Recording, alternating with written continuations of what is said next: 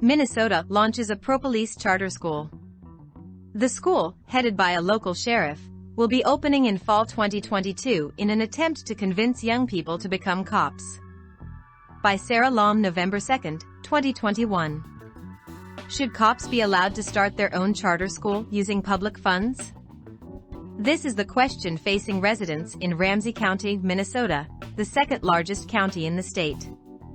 Ramsey County is home to Sheriff Bob Fletcher, the purveyor of a self-styled, cops-like YouTube channel called Live on Patrol. Fletcher started the live stream in late July 2020, in the middle of ongoing uprisings over the murder of George Floyd.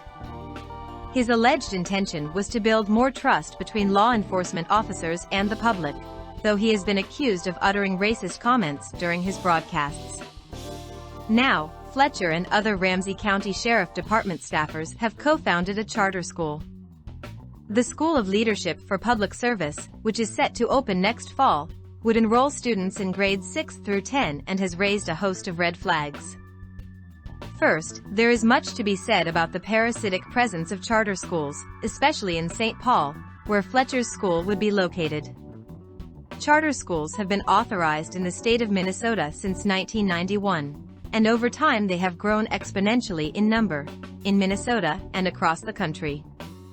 These publicly funded, privately run schools have flourished under the banner of innovation and school choice, a benign-sounding concept that has played a major role in the increasing segregation and privatization of public education in the United States. The choice narrative also drains students and funds from the public school district, leading to less stability and, research shows, outcomes for marginalized students that typically fall far short of the beat-the-odds promises made by school choice proponents. It is strange, then, for a public employee such as Fletcher to add to this scattered playing field a charter school of his own. Most charter school staffers are not union members, meaning they are often paid less and afforded fewer benefits and job protections than educators at public schools. The Ramsey County Sheriff's Office, under Fletcher's leadership, has paid six-figure salaries to several employees, including Fletcher, who are simultaneously receiving a publicly funded pension. Fletcher has defended this practice as a much-deserved reward for a lifetime of contributions. There have been numerous other allegations of overspending and cost inflation associated with Fletcher's tenure as sheriff. Recent news reports have shown that Fletcher authorized $35,000 in Ramsey County funds for the creation of the School of Leadership for Public Service, under the tutelage of Donna Swanson, a former teacher who once taught Fletcher's children. Swanson is also listed as a lobbyist with the state of Minnesota for her work on behalf of the now-defunct group Students First, a market-based education reform outfit associated with Michelle Rhee. The payments to Swanson may amount to an illegal use of county funds, the Star Tribune noted, but they are also just the tip of the iceberg.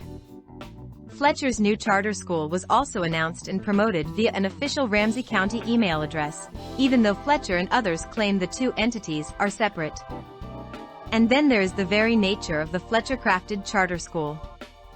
It appears to be organized around directing students toward law enforcement careers, as part of Fletcher's stated goal to build bridges between community members and the police. Recently, Fletcher appeared before a Republican-convened legislative hearing on public safety at the Minnesota State Capitol, where he engaged in fear-mongering by warning legislators that the police reform measure currently on the ballot in Minneapolis will lead to an upsurge in crime if it passes in the November election.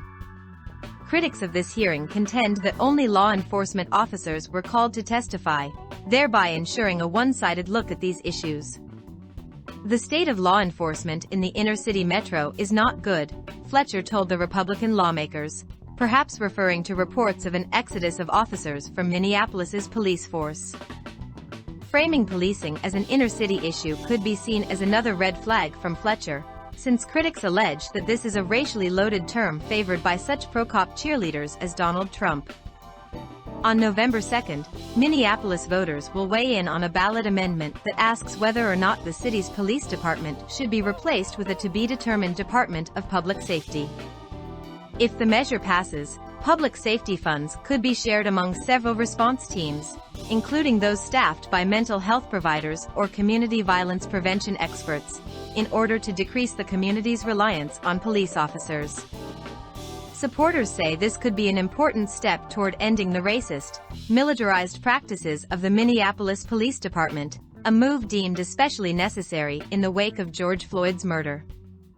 Just as progress inches closer, in the form of the Minneapolis Police Reform Ballot Amendment, Fletcher and his supporters appear to be taking extreme steps, including starting their own pro-police charter school, in order to strengthen and maintain existing law enforcement practices.